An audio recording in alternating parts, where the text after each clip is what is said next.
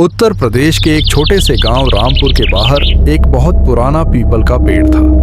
गांव वाले कहते थे कि उस पेड़ के पास रात को एक चुड़ैल दिखती है, इसलिए सूरज ढलते ही कोई भी उस रास्ते से नहीं गुजरता था। गांव के बुजुर्ग हमेशा कहते, रात को पीपल के पेड़ के पास मत जाना।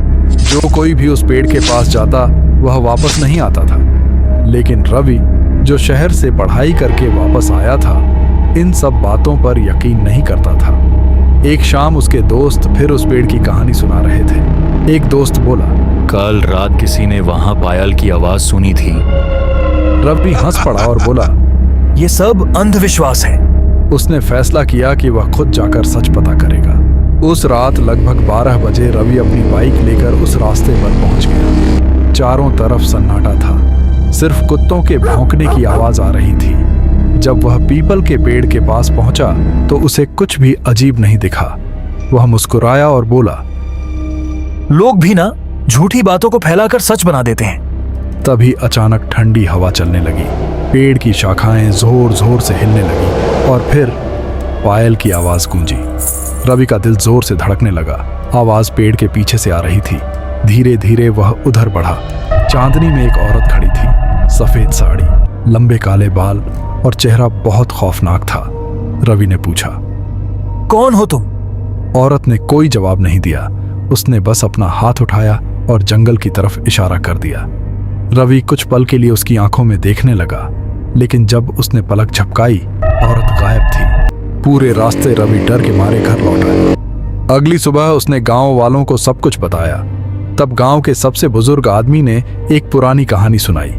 करीब 50 साल पहले मीरा नाम की एक लड़की गांव में रहती थी। उसकी शादी होने वाली थी, लेकिन शादी से एक दिन पहले वह अचानक गायब हो गई। कुछ दिन बाद उसकी लाश इसी पीपल के पेड़ के पास मिली। उसके बाद से लोगों ने रात को एक औरत को वहां देखना शुरू कर दिया। लेकिन रवि को लगा कि कहानी में कुछ और भी है। अगली रात वह फिर उस पेड़ के पास गया। जैसे ही घड़ी में 12 बजाए, पायल की आवाज फिर सुनाई दी। इस बार औरत फिर सामने आ गई। रवि ने हिम्मत करके पूछा, तुम मुझसे क्या चाहती हो? औरत ने धीरे से अपना चेहरा उठाया। उसकी आंखों में आंसू थे। वह रवि से बोली, मुझे इंसाफ चाहिए, मुझे इंसाफ दिलाओ। उसने जंगल के अंदर एक पुराने कुएं की तरफ इशारा किया। अगले दिन रवि कुछ गांव वालों को लेकर उस कुएं तक गया। कुआं सालों से बंद पड़ा था। जब लोगों ने उसके आसपास की झाड़ियां हटाईं तो सबके होश उड़ गए। वहां पुराने गहने, एक जंग लगी छुरी और इंसानी हड्डियां मिली। पुलिस को बुलाया गया। जांच में पता चला कि मीरा को 50 साल पहले मारा गया था और असली गुनाहगारों ने सबूत इसी कुएं के पास छिपा दिए थे। 50 साल पुराना राज आखिर सामने आ गया।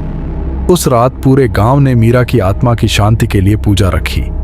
जब पूजा खत्म हुई तो एक ठंडी हवा चली, पीपल के पत्ते हिलने लगे और सबने एक आखिरी बार पायल की आवाज सुनी।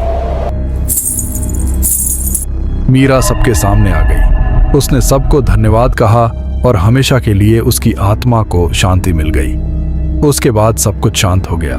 गांव वाले कहते हैं कि वह कोई खतरनाक चुड़ैल नहीं थी। वह सिर्फ अपने साथ हुए अन्याय का सच दुनिया के सामने लाना चाहती थी। लेकिन आज भी अगर कोई आधी रात को उस पुराने रास्ते से गुजरे तो कभी कभी पीपल के पेड़ के पास से पायल की हल्की सी आवाज जरूर सुनाई देती है।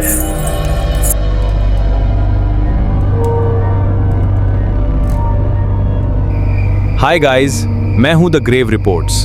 अगर आपको वीडियो अच्छी लगी हो तो वीडियो को लाइक और चैनल को सब्सक्राइब करना मत भूलना।